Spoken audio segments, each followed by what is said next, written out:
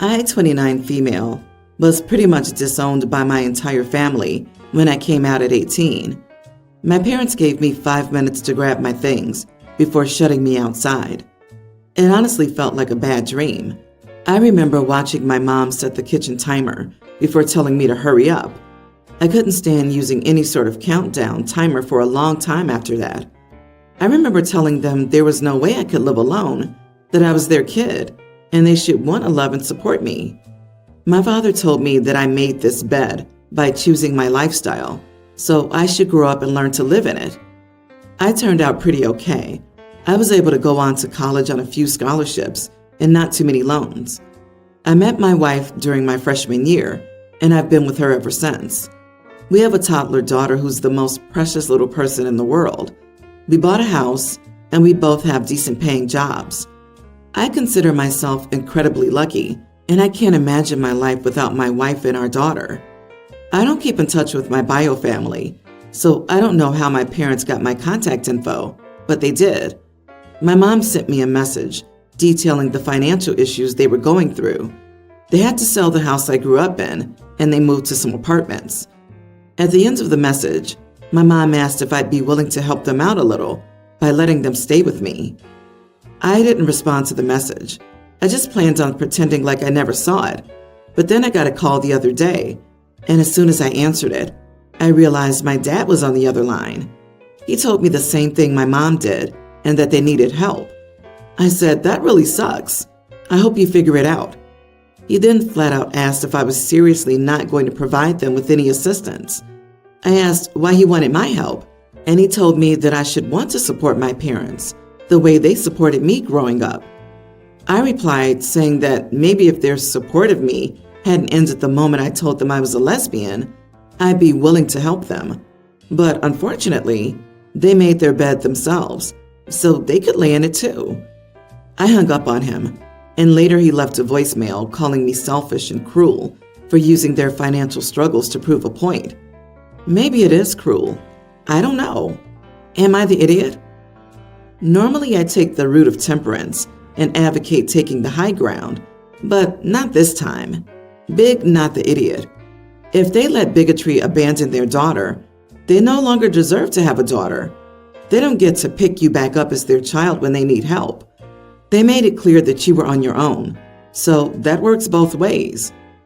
Yeah, I was gonna say this. They disowned you, OP, and didn't bother to try to reconcile until they needed your help. Well, too flipping bad. They did indeed make this bed with their own crappy lifestyle choices, and they can lay in it. And you feel guilty because you have a heart. They don't. Right?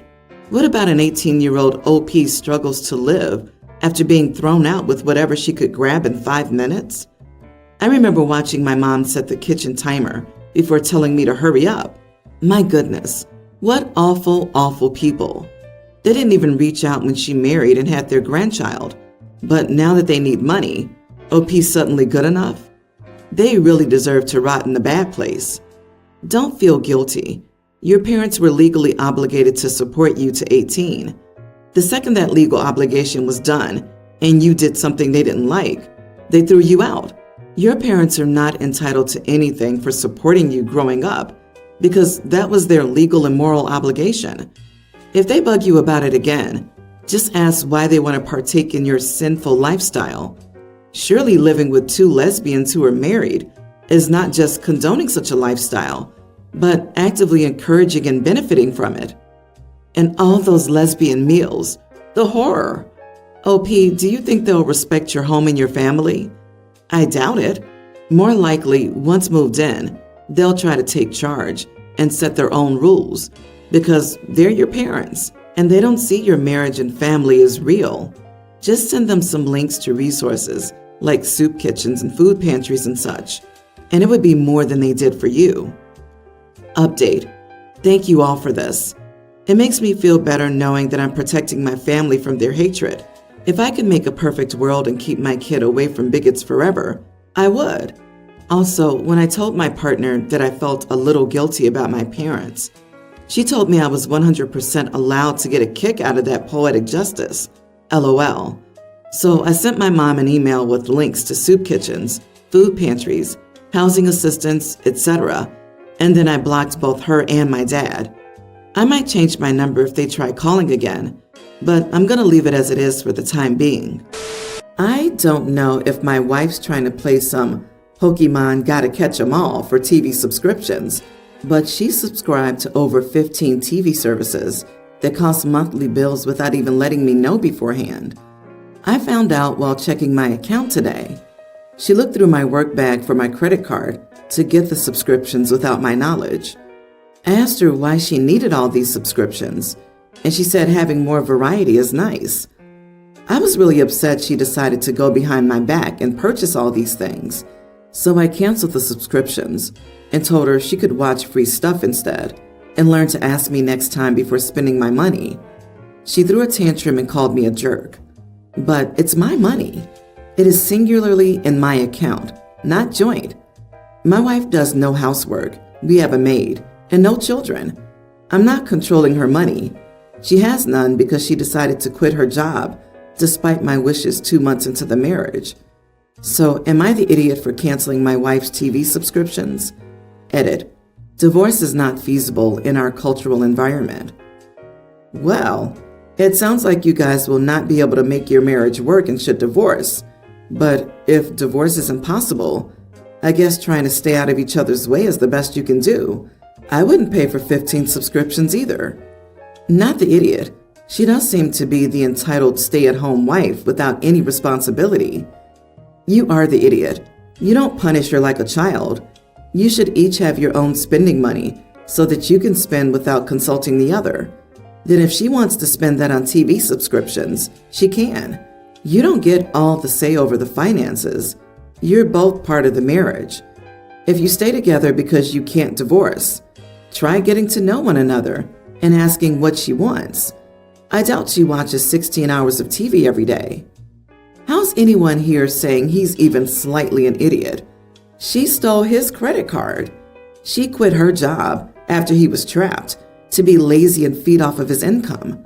He has every right to tell her she needs to ask before purchasing completely unnecessary things if it's his money. Most of the people here saying he's an idiot sound like the ones living in mommy's basement for free. The crux of the problem isn't her being subscribed to 15 things. It's stealing your credit card and going behind your back to waste money on wants, not needs, while refusing to get her own job.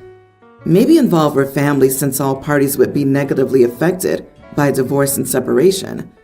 It takes two to tango. You two have to be able to work together to get through this lifetime. If you can't resolve it between yourselves, get help. I hope things get easier. My nearly adult daughter, Kim, is going through a hard time with her mental health. It's gotten to a point where Kim refuses to go to school almost every day. In January, she went to school for 4 days, total. We've been working with the school to allow Kim to get homework digitally, but she doesn't keep up with it. My wife and I got her into therapy and counseling through her school last fall, but the results of that have been mixed, as I don't think Kim is putting in the necessary work on her end. She's on medication, but we're still working with her doctor to find the right combination to meet her needs. If Kim had her way, she'd just spend all day in bed with her laptop. She doesn't do anything to help around the house, doesn't work, doesn't go to school, doesn't eat meals with the family, and just sits in her room on her computer all day and night. We've tried so many different things, and nothing has made any positive change. It's infuriating and heartbreaking at the same time. One constant throughout all of this has been her computer and her phone. She's on them constantly. No matter how many times we bring this up to her, that maybe she needs to spend less time in front of a screen, she insists that that isn't the cause of her problems. So finally, I decided to change our Wi-Fi password to one only my wife and I know. I change it every night before we go to sleep and wait to change it back to the one the kids know until we get home from work. Kim was unhappy and used up all of our family data plan in less than a week, so we had to change our plan to restrict her usage. At first, my wife was on board with this, as she also felt Kim was spending too much time on her phone and computer. But after Kim basically threw a gigantic tantrum about it, my wife isn't so sure. Kim tried to argue that if we want her to do her schoolwork at home, she needs the internet. But she wasn't doing the work anyway, so that argument didn't really hold water for me. Instead, she tried saying that she needed the internet to access her support network. Still, we take her to therapy and counseling in person, and I feel if she puts more effort into those, then maybe she'll make some progress. Kim hates me for this and told me that restricting her internet access in this day and age is abuse. My wife is also wavering on this idea because Kim isn't showing any positive changes and still isn't going to school. Every single day is an emotional roller coaster for me. Anger, frustration, embarrassment, futility, failure, fear. I know Kim is struggling, and seeing your child go through something you can't fix is a heck I wouldn't wish on anybody. All I'm trying to do is gently force Kim to focus on her issues and take the steps necessary to address them and make progress toward being a functional adult. She has 3 acceptance letters to colleges that she's very unlikely to attend now.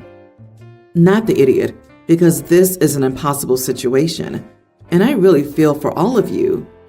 It's very possible that your daughter's support network is online. It's also very possible that this is toxic and could be detrimental to her mental health. Without actually speaking to her, it's impossible to know. Seek professional support for yourself too. You'll need someone to support you as you navigate through this together. If you enable her, she may never shake it. She's old enough to know that this is the time for her to heal and get a handle on her issues. Letting her be a lump and facilitating it can rob her of her functional adulthood for life. She needs to learn that there won't always be mommy and daddy around to scrape her off the floor. What kind of diagnosis does she have? What medications have you tried? Have you asked her if she feels she has a good connection with her therapist? There are so many factors here. I have ADHD and didn't get diagnosed until my late 20s. I could spend all day staring at a screen, knowing I had schoolwork, but unable to force my brain to focus on it. Not because I'm lazy, not because I didn't want to, but simply because of a neurodevelopmental that results in my brain not processing certain neurochemicals correctly. Getting a diagnosis, medication, and a good therapist has helped, but sometimes it's still a struggle. Your daughter's screen time might be a symptom, not the cause of her problem. I have a baseball cap from my childhood that has a Barbie logo on it. It's black with the name Barbie in pink with a fancy font. My son loves it. He's only a toddler and doesn't know what it says. He only likes it because we were looking through the basement at my parents' house and he came across the hat and a photo of me wearing it when I was younger. He got super excited when he saw the picture and has been in love with the hat ever since. He calls it the mama hat, and everyone thinks it's cute. We were having dinner with my sister-in-law and her family. My sister-in-law has a preteen daughter who I love. She really likes Barbie, and everything she owns is Barbie themed. I had a feeling that maybe it wouldn't be best for my son to wear the Barbie hat while we were there, but he really wanted to show his uncle, aka his best buddy, and my husband said it shouldn't be a big deal, so I allowed it. The night went pretty well, but I noticed my sister-in-law was a little quiet. Right before we left, she pulled me aside and asked if I could do her a big favor. She asked if I could sell her the Barbie hat. I asked her why she wanted the hat, and she said her daughter's been eyeing it all night and asked for one. I told her to buy one online or something, but she said that she felt like that would be a waste. I said I was sorry, but I wasn't giving her the hat. She argued that my son is a boy, and once he realizes it's Barbie themed, he'll throw it away anyway. I explained that she could ask for it again when the time comes, and I'll think about it. I thought that was it, but she went to my son directly and started telling him how Barbie's for girls and that the hat is Barbie. He got upset because to him, it's not a Barbie hat, it's a mama hat. I was over it though, and told her she wasn't getting it ever, that if he decides he doesn't want it anymore, it's going straight to the garbage or my mom's basement again. She got all frustrated and said that I was being ridiculous. She accused me of being a childish idiot and said that I just broke her daughter's heart. Am I the idiot? I'm starting to feel a little bad. I might be doing a little too much over a silly old hat. Not the idiot, but she is. She tried to manipulate a toddler so she could steal from him. No one would be talking to my kid about gender stereotypes and what they can and cannot like. I agree with you and wouldn't give her the hat even if your son doesn't want it. She was very out of line. Yep, trying to confuse a toddler into giving something up that he loves and making it about gender too? The poor little guy's probably never even heard of Barbie. He just loves the hat because it's his mom's. I just Googled Barbie baseball cap, and there are easily options out there. If this was really about your sister-in-law wanting a similar hat for her daughter, it's easy enough to get her own. She was asking you to break your son's heart, and she's going to accuse you of breaking her daughter's heart, and she can just buy one online? Funny how a bully cannot take a no. Keep the mommy hat for later, when it may become the daddy hat. I, 52 male, own a 3-bedroom home with my wife, 52. Currently, my son, 27, and his girlfriend, 26, are living with us for a short while with their 2 sons, both preschoolers.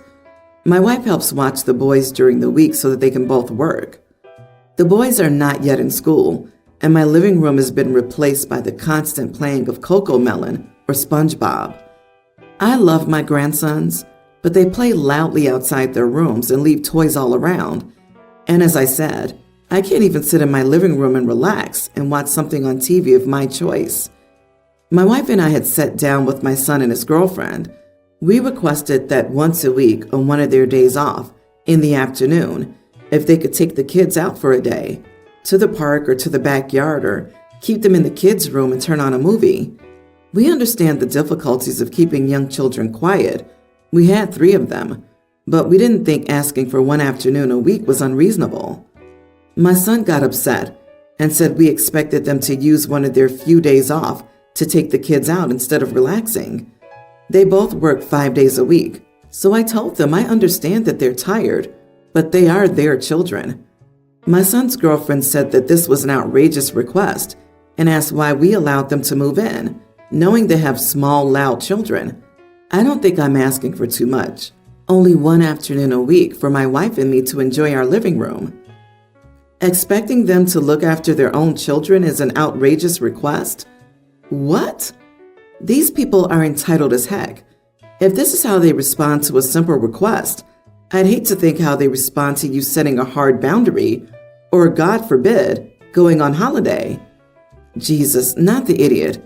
Do yourself and your wife a favor and set some hard boundaries. If they move out, that's on them. In which universe is it outrageous to ask parents to care for their kids for one afternoon without relying on the living room? OP, I would just give them 30 days. Tell them since your request was too much, you think they should get their own place with their own sitter so they can always have the kids home. I'm really feeling even worse for your grandchildren here than you. They never go anywhere. Your wife keeps them in the house all week, and then their parents also keep them in the house on their days off. So they never get to go to any of the extremely normal and borderline necessary places that you mentioned, like the backyard. That doesn't sound healthy at all.